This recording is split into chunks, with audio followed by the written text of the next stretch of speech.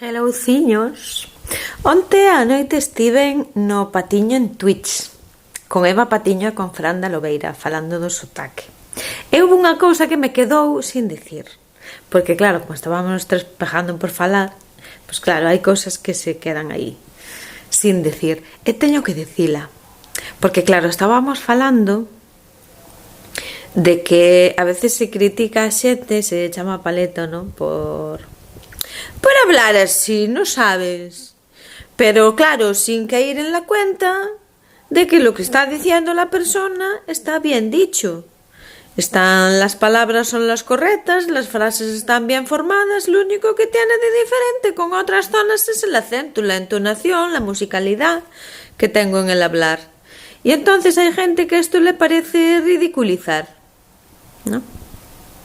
E ollo que yo parece a xente de aquí que se ofende cuando alguén nos imita hablando así.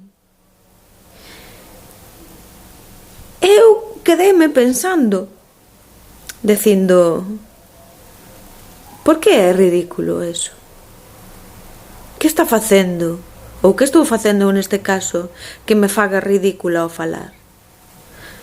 Porque, ollo, que culpamos ao resto da xente, a algunha, non a toda, a algunha xente, culpámola de ridiculizarnos co noso acento, pero é que a quen lle está parecendo ridículo o noso acento, o mellor é a nós, Hai que darlle unha volta a eso, non? Outra cosiña moi diferente Voy a ver, os voy a dicir, outra cosiña moi diferente es isto que yo os estoy a dicir ahora.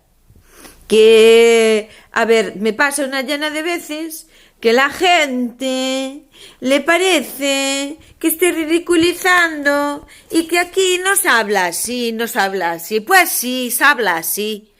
Muchísima gente, una llena de gente me dice, ay, yo el gallego me encanta, pero para hablarlo mal es tontería, ¿no? Y yo diciendo por mis adentros que te has de creer tú que lo que estás a hablar, lo estás a hablar bien.